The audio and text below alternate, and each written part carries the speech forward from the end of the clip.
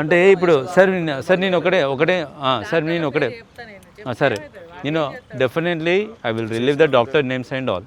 First of all నేను ఒకటే మీ మీడియాతో నేను అడిగేది, డైరెక్ట్ యశోద హాస్పిటల్కి ఒక పేషెంట్ మన దగ్గరికి వచ్చినప్పుడు అలా పాత రిపోర్ట్స్ మనం చూస్తాం నార్మల్గా. దాంట్లో ఈయనకి ఆల్రెడీ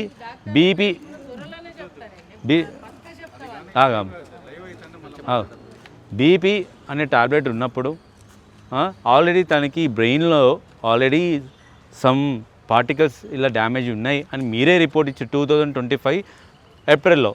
నార్మల్గా బ్రెయిన్లో మీరు ఓవర్ థింక్ వల్ల బ్రెయిన్ నరాలు ఇలా ఉన్నాయండి, మీకు బీపీ ఫ్లక్చువేట్స్ ఉన్నాయి అని 2025 4 నెలల మీ దగ్గర చూపించినప్పుడు 2026 మార్చిలో 10వ తారీఖు మీ దగ్గరికి వచ్చినప్పుడు మేము రిపోర్ట్స్ ఇచ్చినా ఇవ్వకున్నా you have the old reports to compare this patient.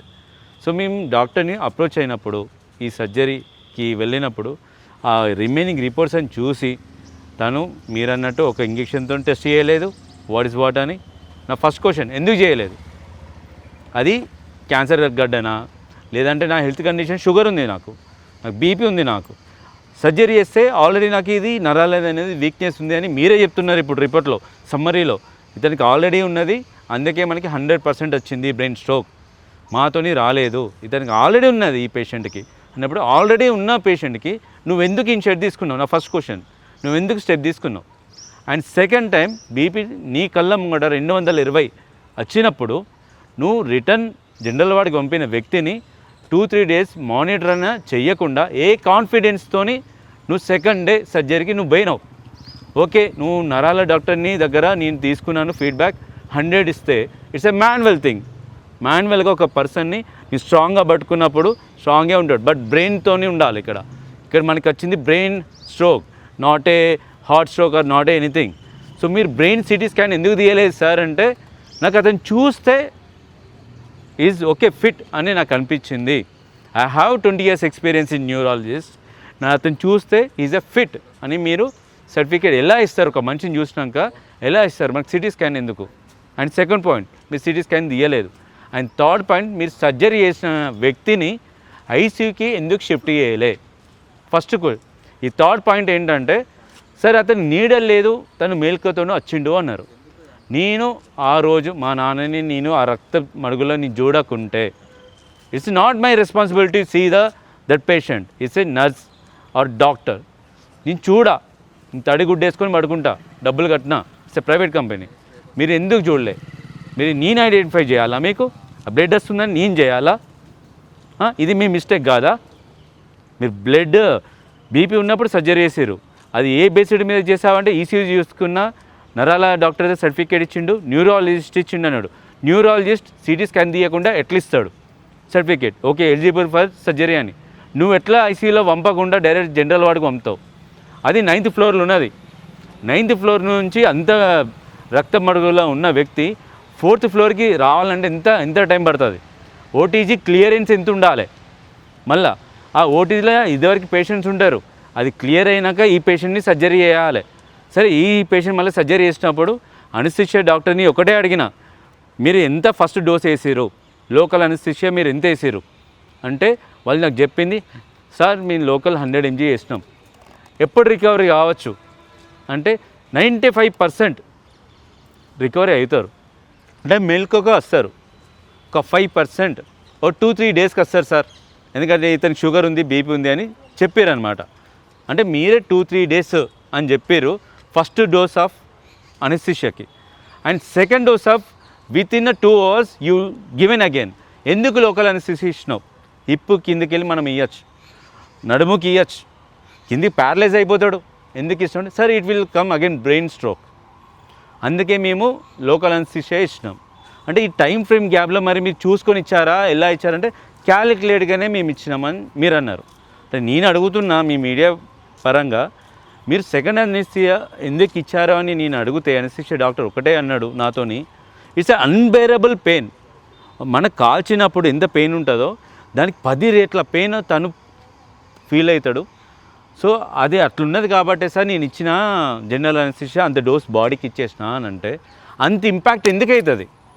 First సర్జరీకి ఫెయిల్ అయితేనే కదా సెకండ్ సర్జరీకి ఒక 100 రేట్లు నువ్వు 10 రేట్లు కాల్చేంత ఇంపాక్ట్ అవుతుంది కదా. అంటే అప్పుడు నువ్వు అనస్థిషియా చేయకుండా అతనికి కార్డియో అరెస్ట్ అవుతుంది. నువ్వు అనస్థిషియా ఇస్తే ఆక్సిజన్ బ్రెయిన్కి పోదు. ఇట్స్ ఎ మినిమం నాలెడ్జ్ మనకున్నది. అంటే మీ నోటితోనే మీరే చెప్పారు ఫస్ట్ సర్జరీ ఫెయిల్ అయింది కాబట్టి అన్బేరబుల్ పెయిన్ ఉంటుంది కాబట్టి నేను అనస్థిషియా ఇచ్చిన, దానికి ఇతనికి ఇలా జరిగిందని మీరే చెప్పారు. సరే ఈ 2 సెంటెన్స్ తీసేస్తే ఐసీయూకి మీరు ఎందుకు షిఫ్ట్ చేశారంటే సిల్లీ రీజన్ సార్. వాళ్ళు చెప్పింది మీరు వాళ్ళ సీసీ ఫుటేజ్ చూడండి, 9 అయిందని మేము ఐసీయూకి షిఫ్ట్ చేసినాం. పేషెంట్ కండిషన్ కాదు 9. సో జనరల్ వార్డులో డాక్టర్స్ ఉండరు, నర్సెస్ ఉంటారు. సో 9 అయిందని మేము షిఫ్ట్ చేసినాం. ఇదా ఆన్సర్? అండ్ ప్రీవియస్లీ వాళ్ళ దగ్గర ఉన్న నేను గుడ్ ఫీడ్బ్యాక్ నేను వెళ్ళినా, కానీ కమర్షియల్గా సార్ మేము స్కానింగ్ తీస్తే 20,000 అవుతుంది, 30,000 అవుతుంది. మా న్యూరోపతి డాక్టర్ అంటాడు ఎందుకు తీయలేదు సార్ అంటే ఆ సీసీ ఫుటేజ్లో ఉంటుంది వాళ్ళ కాన్ఫరెన్స్ రూమ్లో 20,000 30,000 అవుతాయి సార్, అందుకే మేము తీయలే. ఐసీయూకి ఎందుకు షిఫ్ట్ చేయలేదు సార్ అంటే ₹1,00,000 అవుతాయి సార్ ఐసీయూకి, అందుకే మేము నార్మల్ పీపుల్ ఆఫర్ చేయరని మేము పెట్టలే. నేను నచ్చింది దేని మీద వచ్చిన, భద్రత దాని మీద వచ్చిన, అంటే ఒక ఇన్సూరెన్స్ కంపెనీ మీద వచ్చిన. నీకు చెప్పినా నీకు వచ్చి నాకు నీ ఫైనాన్షియల్గా వీక్ ఉన్నా అని, నువ్వు అది చూడకుండా 1,00,000 అవుతుంది 20,000 అవుతుంది. నాకు ఇప్పుడు నువ్వు ఎట్లా కన్వీనియంట్గా ఎందుకు చెప్తున్నావు? సేఫ్టీ ఏది యశోదకి సేఫ్టీ ఏది? ఒక వస్తే 5% అని నేను రాసిన సిగ్నేచర్కి రాసిన, ఒక సర్జరీ అయినప్పుడు 5% రిస్క్ ఉంటుంది అని నేను సిగ్నేచర్ వేసిన. కానీ 5% డెత్ ఉంటుందా సార్? మీరు ఓపీలో అది ఇంక్లూడ్ చేయాలి. 5% డెత్ ఉంటుంది అంటే ఎవడు వస్తాడు ఓపీకి? ఇప్పుడు నేను అడుగుతున్నా మీ మీడియా పరంగా 5% ఉంది కదా సార్, మీరు మమ్మల్ని అంటున్నారు వీ కెన్ లీగలీ మీకు వస్తామంటే నీ బ్లడ్ నేను ఎందుకు చూస్తా? నేను ఎందుకు చూడాలి? నీ నర్సు చూసిందా, డాక్టర్ చూసిందా? 9th ఫ్లోర్ నుంచి 4th ఫ్లోర్కి వచ్చిన వ్యక్తి ఎంత బీపీ డౌన్ అవుతుంది, ఎంత బ్లడ్ లాస్ అవుతుంది. 1 point. And second point is నువ్వు బీపీని చూడకుండా ఆపరేషన్ చేసినావు అంటే ఫ్లక్చువేట్స్ అవుతున్నాయి సెకండ్ దాంట్లో అని, అంటే నీ మెయిన్ కాన్సన్ట్రేట్ బ్లడ్ ఆపాలి. కానీ బీపీ అనేది ఎంత ఉన్నది సెకండ్ ఆపరేషన్లో? బీపీ అనేది ఎంత ఉన్నది? లో బీపీ ఉందా, హై బీపీ ఉందా? అండ్ అనస్థిషియా డాక్టర్ అంటాడు సెకండ్ సర్జరీ అయిపోయినాక మీ నాన్న నాతో మాట్లాడిండు నాకు ఆ సీసీ ఫుటేజ్ కావాలి అంటే నీతో మాట్లాడతాడు, మా నాన్న నాతో మాట్లాడా? ఇదొకటి. And brain come back to brain third సర్జరీకి అంటే ఒక మనిషికి 3 అనస్థిషియాలు ఒక డే, ఒక 1.5 డేలా మీరు 3 అనస్థిషియాలు ఇచ్చారు. మాకు చెప్పిన అనస్థిషియా డాక్టర్ 2 డేస్కి మీ డాడీ మెలకువకి వస్తాడు ఫస్ట్ డోస్కే అంటే, సెకండ్ డోస్కి ఇక్కడ సర్జరీ అయింది పిల్విన్కి బ్లడ్ ఆగడానికి, థర్డ్ మళ్ళీ నెక్స్ట్ డేనే బ్రెయిన్ సర్జరీ చేసేసారు. అనస్థిషియా ఇయ్యంది అయితే చేయరు. మరి అతను ఎలా వస్తాడు సార్ మీరే చెప్పండి. మీ మీడియా పరంగా నేను అడుగుతా, 3 సార్లు అనస్థిషియా ఇచ్చిన ఒక 2 డేస్లో వ్యక్తి బయటకు వస్తాడా? కోమా నుంచి రాడు. అంత బ్లడ్ లాస్ అయింది. 10 ml 15 ml అంటే మీరు బెడ్షీట్ బట్టి పిండలే ఆడ స్ప్రెడ్ అయింది. ఆడ ఒక 2-3 నిమిషాలకి అంత స్ప్రెడ్ అయినప్పుడు 9వ ఫ్లోర్ నుంచి 4వ ఫ్లోర్ పోవడానికి ఎంత కావాలి?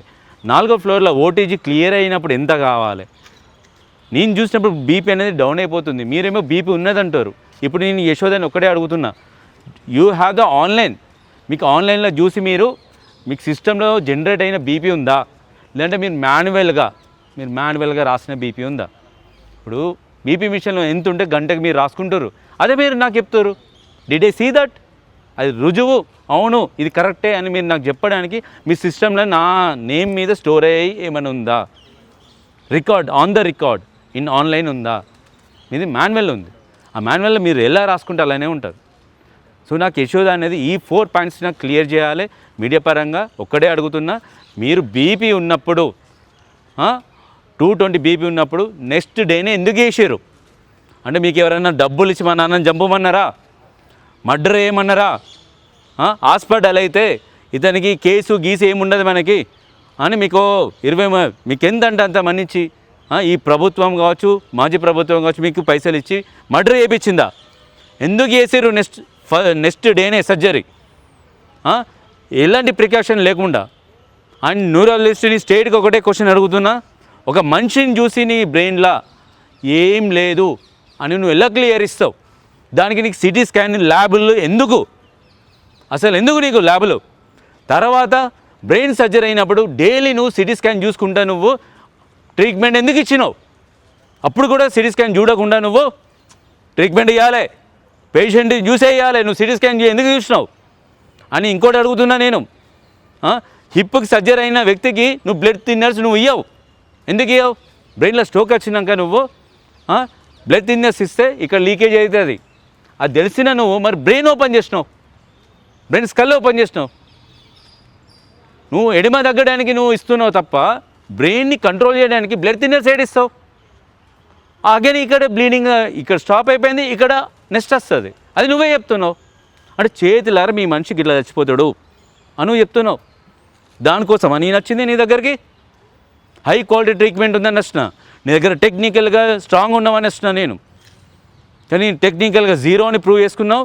నాకు ఆ ల్యాబ్ రిపోర్ట్ కావాలి, సిటీ ఏదైతే ఉందో బ్రెయిన్ మీరు సర్టిఫికేట్ ఇచ్చి సర్జరీ చేసినాం అని అంటుర్రో అది సిటీ స్కాన్ నాకు కావాలి. అండ్ ఇంకోటి చెప్తున్నా మీకు, ఈ ఏదైతే సీసీ ఫుటేజీలు ఉన్నాయో ఆపరేషన్లో థియేటర్లతో సహా నాకు కావాలి.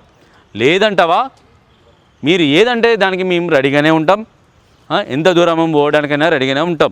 ఎందుకంటే ఒక నార్మల్ వ్యక్తిని మనం మర్డర్ చేయాలంటే యశోద హాస్పిటల్ లాంటివి చూస్ చేసుకొని దాంట్లోకి పోయి మనం మర్డర్ చేయొచ్చు అన్నట్టు మీరు ఒక మనిషిని ఇప్పుడు ప్రూవ్ చేసారు. ప్రీ ఎగ్జిస్టింగ్ తనకున్నది అని నీకు చచ్చిపోయినాక తెలిసిందా? ముందు తెలవలే? నీకు ముందు తెలితే నువ్వు ఎందుకు సర్జరీ చేసినావు? అదే నేను అడుగుతున్నా. నీకు ముందు తెలవలే? ఏమన్నా రిలేటివా? లేదా అన్బేరబుల్ పెయిన్ ఉంది నాకు అని అన్నాడా? ఇది నాకు మాత్రం మీరు ఆన్సర్ చెప్పాల్సిందే. స్కానింగ్ లేకుండా మీరు సర్జరీ చేస్తారు? బీపీ హై ఉన్న వ్యక్తికి ఎందుకు మీరు సర్జరీ చేశారు? ఇప్పుడు ఆయన చనిపోవడానికి కారణం కూడా హార్ట్ స్ట్రోక్ రాలే, ఏది రాలే, బీపీ డౌన్ అయ్యి చచ్చిపోయాడు. అదొకటే రీజన్. Thank you.